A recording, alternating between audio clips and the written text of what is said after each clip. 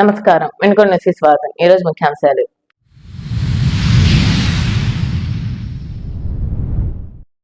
వినుకొండలో జరిగిన హత్య కేసులో నిందితుల అరెస్ట్. వివరాలు వెల్లడించిన డీఎస్పీ నాగేశ్వరరావు.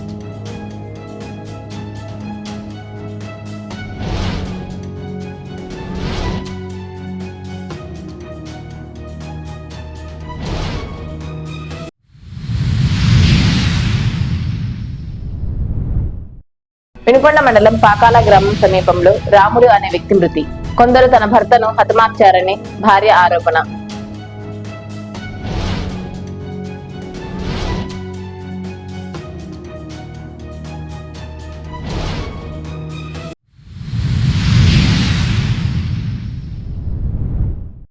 పేద ముస్లింలకు తహసీల్దార్ సురేష్ నాయక్ శుక్రవారం నిత్యావసర సరుకుల పంపిణీ.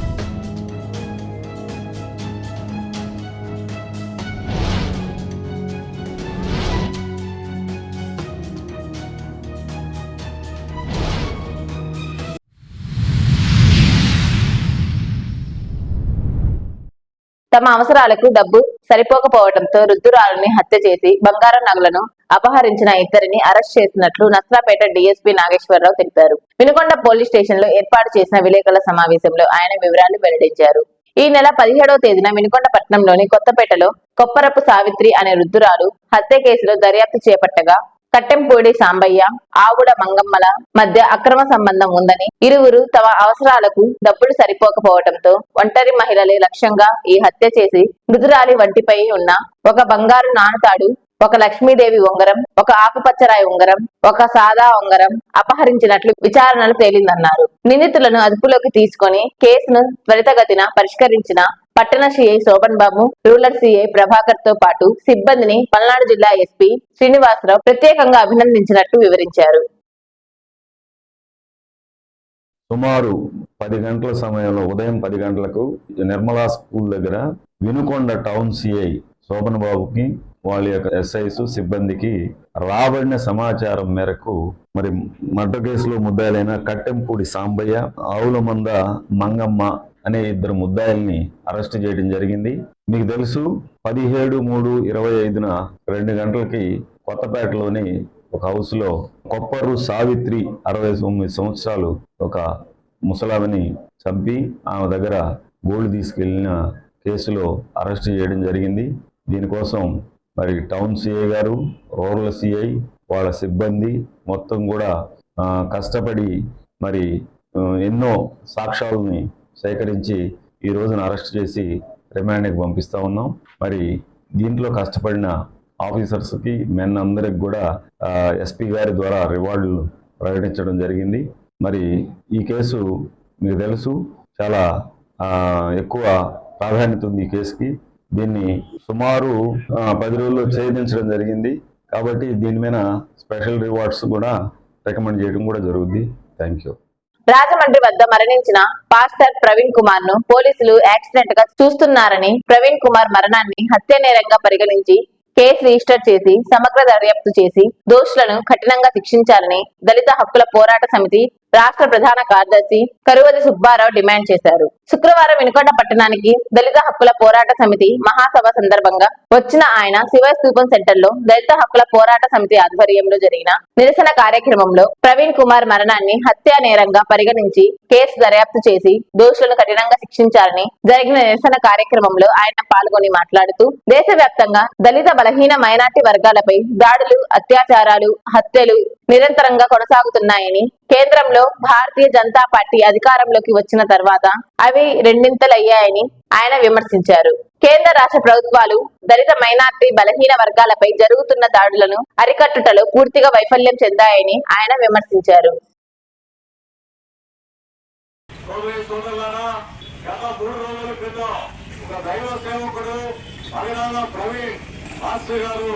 రాజమండ్రి దగ్గర అనుమానాస్పద వృద్ధి భారతదేశంలో ఉన్నటువంటి క్రైస్తవుల్ని, మైనార్టీల్ని, అలాగే పేద బడుగు బలహీన వర్గాల్ని దిగ్బాంతిని కలిగించింది. ఈ రోజు పాలకులు గాని అలాగే మీడియా గాని అక్కడ ఏం జరిగిందో అనేది మాట్లాడే పరిస్థితి, ఈరోజు మీడియా కూడా అక్కడ ఉన్న పరిస్థితిని ప్రజలకు తెలియజేసే విషయంలో కూడా ఈరోజు నిర్లక్ష్యం వహిస్తా ఉంది. ఇది చాలా బాధాకరమైన విషయం.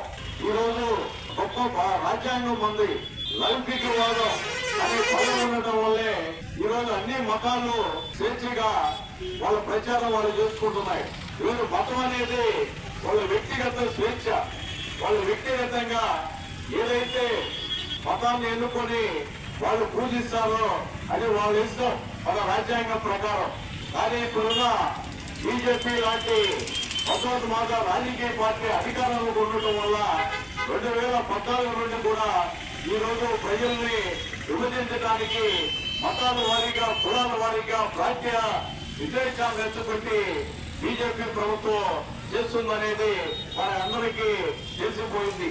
ఈ రోజు మణిపూర్ లాంటి రాష్ట్రంలో 2250 మందిని నిర్దాక్షిణ్యంగా చంపేసి మహిళల్ని నగ్నంగా ఊరేగించి, అలాగే పాస్టర్ల్ని, చర్చిల్ని, వందలాది చర్చిల్ని నేలమట్టం చేసిన పరిస్థితి ఈరోజు ప్రపంచ దేశాలు కూడా మన భారతదేశం మీద మాట్లాడుకునే పరిస్థితి, నెగిటివ్ గా మాట్లాడుకునే పరిస్థితి మనకు కనిపిస్తూ ఉంది. ఇంత గొప్ప రాజ్యాంగాన్ని మనకి డాక్టర్ బిఆర్ అంబేద్కర్ అందిస్తే అనేక హక్కులు, స్వేచ్ఛ, సమానత్వం, సౌభ్రాతత్వం రాజ్యాంగ పీఠికలు కల్పిస్తే ఈ బీజేపీ మేము ఈ హిందువులు 80% ఉన్నాం, మీరు ఈ దేశంలో ఉంటే ఉండండి, లేకపోతే ఈ దేశం వదిలిపెట్టి వెళ్ళండి, లేకపోతే 2వ తరగతి పౌరులుగా ఉండాలని చెప్పి మైనార్టీల్ని, క్రిస్టియన్ మైనార్టీల్ని, ముస్లింల్ని, అలాగే బౌద్ధుల్ని మాట్లాడిన పరిస్థితి ఈ రోజు బహిరంగంగానే ఒక రాజకీయ పార్టీ అధికారంలో ఉన్న ఆ పార్టీకి సంబంధించిన వాళ్ళు మాట్లాడితే ఎలాంటి చర్యలు కూడా తీసుకునే పరిస్థితి ఈ రోజు ఈ బీజేపీ ప్రభుత్వం చేస్తా ఉంది. ఇది చాలా దారుణమైన పరిస్థితి. ఈ రోజు అక్కడ పగడాల ప్రవీణ్ ఒక పాస్టర్ అనుమాన మృతులు రాజమండ్రి దగ్గర చనిపోతే ఈ రోజు ఎవరు కూడా కఠినంగా శిక్షించాలని చెప్పి క్రైస్తవులు, కమ్యూనిస్టులు, అలాగే ప్రజా సంఘాల నాయకులు డిమాండ్ చేస్తుంటే ఈ రోజు కూడా వాళ్ళని ఏమాత్రం కూడా చూసే చూడనట్టు పోయే పరిస్థితి మనకు కనిపిస్తా ఉంది. ఇది అందరికి సంబంధించిన విషయం. దేశ పరువుతో కూడుకున్న సమస్య ఇది. అందువల్ల ఈ రాజకీయ ఇప్పుడున్న ప్రభుత్వంలో ఉన్నటువంటి తెలుగుదేశం కానీ బీజేపీ కానీ ప్రభుత్వాలు ఖచ్చితంగా ఎవరైతే ప్రవీణ్ ని మర్డర్ చేశారో, పగడాల ప్రవీణ్ ఒక దైవ సేవకుడిని మర్డర్ చేశారో వాళ్ళని ఖచ్చితంగా నిస్వార్థంగా ఖచ్చితంగా అందరినీ అరెస్ట్ చేసి మన దేశం పరువు కాపాడాలని చెప్పి మన రాజ్యాంగంలో కల్పించిన లౌకికవాదాన్ని మనం నిలబెట్టుకోవడానికి ఖచ్చితంగా శిక్షించాలని చెప్పి ఈ సందర్భంగా మనం చేస్తా ఉన్నాం. పగడాల ప్రవీణ్ గారు ఒక సీనియర్ పాస్టర్, యేసుక్రీస్తు ప్రబోధనల్ని, ప్రసంగాలని ప్రజలకు వివరిస్తూ యేసు బోధనలు వినిపించేటువంటి ఒక శాంతియుత, శాంతి కాముకుడైనటువంటి పగడాల ప్రవీణ్ ని హత్య చేయడం అనేది తీవ్ర నేరంగా పరిగణిస్తున్నాం. భారత కమ్యూనిస్ట్ పార్టీ పల్నాడు జిల్లా సమితి తరఫున పగడాల ప్రవీణ్ ని హత్య అయితే, ఎందుకంటే పోలీసులు దీన్ని హత్య కాదు యాక్సిడెంటల్ గా చిత్రీకరించడానికి ప్రయత్నిస్తున్నప్పటికీ చూసిన వారందరూ కూడా అది హత్యగానే భావిస్తా ఉన్నారు. అది హత్యగా భావించి ఖచ్చితంగా హత్యా నేరం కింద నేరం మోపి ఎవరైతే బాధితులు బాధ్యత వహించాలో, ఎవరైతే దుర్మార్గులు ఉన్నారో, ఎవరైతే ఈ దుష్ట కార్యక్రమానికి పాల్గొన్నారో వాళ్ళని వెంటనే హత్యా నేరం మోపి వారిని శిక్షించాలని భారత కమ్యూనిస్ట్ పార్టీగా డిమాండ్ చేస్తా ఉన్నాం. భారతదేశంలో అనేక మతాలు, కులాలు, అనేక విశృంఖలంగా అందరూ కూడా స్వేచ్ఛ, సమానత్వంతో మనం అందరం కూడా ఎవరి మత స్వేచ్ఛ వాళ్ళకు ఉండాలి. ఎవరి మతాన్ని వాళ్ళు ప్రచారం చేసుకోవచ్చు. ఒక మత ప్రచారకుని దుర్మార్గంగా హింసించి హత్య చేయడాన్ని చాలా తీవ్ర నేరంగా పరిగణిస్తూ ఈ రోజు ఎవరైతే ప్రవీణ్ హత్య చేశారో వాళ్ళను వెంటనే హత్యానేరం మోపి వాళ్ళను వెంటనే తీవ్రంగా శిక్షించాలని సిపిఐ పల్నాడు జిల్లా సమితిగా డిమాండ్ చేస్తున్నారు. వినుకొండ మండలం పాకాల గ్రామం సమీపంలో రాములు అనే వ్యక్తి మృతి చెందాడు. మృతదేహాన్ని పోస్టుమార్టం నిమిత్తం పోలీసులు ప్రభుత్వ ఆసుపత్రికి తరలించారు. ఈ సంఘటనపై మృతుడి భార్య మాట్లాడుతూ తన భర్తను గ్రామంలో కొందరు వ్యక్తులు చంపారని ఆరోపించారు. పోలీసులు విచారణ చేపట్టి తమకు న్యాయం చేయాలని, తమ భర్తను చంపిన వారి నుంచి తమకు రక్షణ కల్పించాలని కోరారు. నా పేరు పద్మ. మా వారు చనిపోయారు. గుడి గొడవల్లోనే మా వారు చనిపోయారు. గుడి మాకు కావాలని వాళ్ళు అడిగారు. నేను కష్టపడి కట్టుకున్నానని ఈయన అన్నాడు.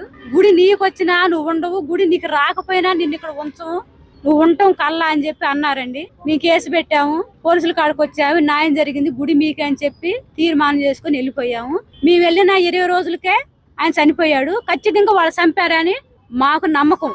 వాళ్ళ 5గురే చంపారు. వీళ్ళ 5గురి మీదే మాకు అనుమానం. ఆ భర్త అంత పిరికోడు కాదు, చచ్చిపోయి అంత ఇది తీసుకోడు. ఆయన చచ్చిపోవడం అంటే భయం. ఎంత కష్టమైన భరిస్తాడు తప్ప ఆయన చచ్చిపోడు. ఇది చంపిన బాప్తే గట్టిగా మేము చెప్తున్నామండి. వాళ్ళు ఆ రోజు గొడవాడింది, మేము కూర్చున్నాం, మేము ధర్నా చేసాము, మేము ఫోన్లకు పెట్టేశాము. అక్కడికి మా గుడి దగ్గరికి పోలీసులు వచ్చారు. మీకు న్యాయం జరగకపోతే ఇట్లా చేయనమ్మా, మేము మేము న్యాయం చేస్తామన్నారు. వాళ్ళు పిలిచారు, మాట్లాడారు. మేము వాళ్ళని ఏం చేయమన్నారు. బయటకు వచ్చి 20 రోజులకే ఆయన భూమి మీద లేకుండా చేశారు. మాకు వాళ్ళ మీదే అనుమానం అండి. ఉరేసుకున్నారు అంటున్నారు. ఉరేసుకుంటే దానికి ఉచ్చుండాలి, మడిసి ఏలబడాలి. లేదు సాదాగే ఉంది, ఆ పైన కూడా ఒక్క మూడే ఉంది, ఇటు సాదాగా ఉంది. మడిసి దిండి మీద తల పెట్టుకుని పడుకొని ఉన్నాడు. ఉరేసుకున్న మనిషి దిండి మీద తల పెట్టుకుని పడుకుంటాడా? ఆలోచించండి. నా పేరు బాపట్ల వెంకటపతి. యానాది సంఘాల మహాకూటమి రాష్ట్ర అధ్యక్షుడిగా పనిచేస్తా ఉన్నాం. మరి ఈరోజు పల్నాడు జిల్లాలో మరి వినుకొండ ప్రాంతంలో ఉన్నటువంటి నడిగడ్డ గ్రామానికి సంబంధించినటువంటి విషయంలో మరి బొజ్జ రామయ్య అనేటువంటి ఒక యానాది జాతికి సంబంధించినటువంటి వ్యక్తి అనుమానాస్పదంగా మరణించడం జరిగింది. అయితే ఈ విషయంలో గత కొన్ని రోజులుగా ఆ ప్రాంతంలో ఉన్నటువంటి ఎవరైతే రైతులు ఉన్నారో వారికి మరియు బొజ్జ రామయ్యకు మధ్య జరుగుతున్నటువంటి కొన్ని సంఘటనలు, ఒక దేవస్థానం విషయంలో ఒక ఇష్యూ జరుగుతూ ఉంది. ఆ ఇష్యూలో మరి ఒక నెల రోజులుగా అక్కడ ఉన్నటువంటి మధ్యలో ఉన్నటువంటి గ్రామస్తులకి, అలాగే గుడి పూజారి అయినటువంటి బొజ్జ రామయ్యకు జరుగుతున్నటువంటి విషయంలో అది ప్రభుత్వాల దృష్టికి కూడా రావడం జరిగింది. అందులో పోలీస్ యంత్రాంగం, డిఎస్పీ గారు, సిఐ గారు, ఎస్ఐ గారు కూడా దాని మీద క్షుణ్ణంగా పిలిచి ఇరువురిని మాట్లాడి ముందు గొడవలు లేకుండా, సమస్యలు లేకుండా ఇరువురి పైన బైండ్ ఓవర్ కేసు ప్రవేశపెట్టి సమస్య లేకుండా పరిష్కారం చేయడం జరిగింది. అయితే తర్వాత దాన్నే రిపీట్ చేస్తూ ఏదైతే రామయ్య గుడి పూజారిగా ఉన్నాడో ఆ ప్రాంతానికి సంబంధించి, ఆ గుడికి సంబంధించి అక్కడ ఉన్నటువంటి రైతులు, యానాదులు గుడి పూజారిగా ఉండటం ఏంటి, మరి ఆయన పెట్టినటువంటి ఏదైతే ఉందో దాన్ని మేము తినటం ఏంటి అనేటువంటి ఆలోచనతోటి మరి కొన్ని ఇబ్బందులకు గురి చేయడం జరిగినటువంటి సందర్భాలు ఉన్నాయి. సమాజంలో అన్ని జాతులు, కులాలు, మతాలు అతీతంగా మరి అందరం కూడా కలిసి సమానత్వమైనటువంటి భారతావనిలో అందరం కలిసి ఉండాలని చెప్తున్నటువంటి ప్రస్తుత సమాజంలో యానాదుల్ని వివక్షత గురి చేస్తూ, భయభ్రాంతులుగా గురి చేస్తూ, బెదిరిస్తూ మరి గుడిలో పూజారిగా ఉన్నటువంటి బొజ్జ రామయ్యని మరి రాత్రి 11 గంటల సమయంలో ఒక రైతు దగ్గర కూలీగా పనిచేస్తూ కాపలాగా ఉన్నటువంటి రామయ్య హఠాన్ మరణం చెందటంలో అనేకమైనటువంటి అనుమానాలు ఉన్నాయి. ఈ అనుమానాలు అసలు ఏం జరిగింది, ఎలా చనిపోయాడు అనే దాని మీద ఈరోజు రాష్ట్ర వ్యాప్తంగా ఉన్నటువంటి గిరిజన సంఘాలు, దళిత సంఘాలన్నీ కూడా మరి ఈరోజు ఇక్కడికి రావడం జరిగింది.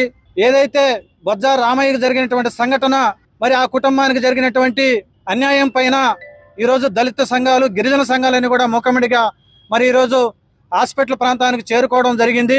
అయితే ఈరోజు మేము ప్రభుత్వాలకి మరి పోలీసు మరి ఏదైతే యంత్రాంగం ఉందో వారందరికి కూడా మా యొక్క గిరిజన సంఘాలు, దళిత సంఘాల తరఫున డిమాండ్ చేస్తా ఉన్నాం. బొజ్జ రామయ్య చనిపోయినటువంటి కారణం మరి ప్రభుత్వ అధికారులు, ఈ జిల్లా ఎస్పీ గారు, అదేవిధంగా డిఎస్పీ గారు, మరి ఇతర పోలీస్ సిబ్బంది అందరూ కూడా చనిపోయినటువంటి బొజ్జ రామయ్య ఎలా చనిపోయాడు అనేది దర్యాప్తులో తేల్చి, ఏదైనా రైతులు తన మీద ఏదైనా చంపినటువంటి దర్యాప్తులో ఏదైనా తేలితే వారిపైన కఠినమైనటువంటి శిక్షలు వేసి, అలాగే వారి కుటుంబానికి, బాధిత కుటుంబానికి ప్రభుత్వం తరపున న్యాయం చేసే విధంగా, అలాగే ఆ కుటుంబానికి అన్ని రకాలుగా ప్రభుత్వం సహాయం చేయాలని చెప్పి డిమాండ్ చేస్తూ, అలాగే హఠాన్ మరణం చెందినటువంటి అనుమానాస్పదంగా ఉన్నటువంటి బొజ్జ రామయ్య గారి విషయం పైన చట్టపరమైన చర్యలు తీసుకోవాలని చెప్పి, ఆ కుటుంబానికి వాస్తవంగా థ్రెడ్ ఉంది, బెదిరిస్తున్నారు, మమ్మల్ని మీరు స్టేషన్లకు వెళ్ళొద్దు, వెళ్తే మీ అంతు చూస్తామని చెప్పి బెదిరిస్తున్నటువంటి సందర్భాలు కూడా ఉన్నాయి. కాబట్టి మరి ఎస్పీ గారు, డిఎస్పీ గారు వీటిపైన కూడా దర్యాప్తు చేసి ముందు ఆ కుటుంబానికి ఎలాంటి ఇబ్బందులు లేకుండా, బెదిరింపులకి గురి కాకుండా వారికి అన్ని విధాల సహాయ సహకారాలు అందించి ఆ కుటుంబానికి అండగా ఉండాలని చెప్పి యానాది సంఘాల మహాకూటమి రాష్ట్ర కమిటీ తరపున, గిరిజన సంఘాల తరపున ఈరోజు విజ్ఞప్తి చేస్తా ఉన్నాం. అతి పురాతనమైన కొండ్లమెట్ల వద్ద కొలువై ఉన్న శ్రీ లక్ష్మీ నరసింహస్వామి దేవస్థానం విశ్వమాత గో సంరక్షణ ఆశ్రమ నిర్మాణం గోడ ప్రతులను ఎమ్మెల్యే జీవి ఆంజనేయులు శుక్రవారం ఆవిష్కరించారు. ఆయన మాట్లాడుతూ నిత్యాన్నదానం చేస్తున్న ఆలయ కార్యనిర్వాహక సిబ్బందికి, నిత్య అన్నదాన సేవకులు జాజుల మాల్యాద్రిని ఆయన ప్రత్యేకంగా అభినందించారు. సమాజం పట్ల బాధ్యత కలిగిన ఆశ్రమంలో ఏర్పాటు చేయడం ఆనందదాయకమని అన్నారు. పవిత్ర రంజాన్ మాసాన్ని పురస్కరించుకుని వినుకొండ పట్టణంలోని ఇంద్రానగర్ లో నూరానీ మసీద్ వద్ద పేద ముస్లింలకు తహసీల్దార్ సురేష్ శుక్రవారం నిత్యావసర సరుకులను పంపిణీ చేశారు. ఆయన మాట్లాడుతూ పవిత్ర రంజాన్ మాసంలో ముస్లిం సోదరులు ఎంతో నియమ నిష్టలతో ఉపవాసం పాటిస్తారని అన్నారు. పవిత్ర మాసంలో నిత్యావసర సరుకులు పంపిణీ చేయడం సంతోషంగా ఉందన్నారు. వినుకొండ సమాప్తం. తిరిగి రేపటి న్యూస్ కలుద్దాం. అంతవరకు సెలవు. నమస్కారం.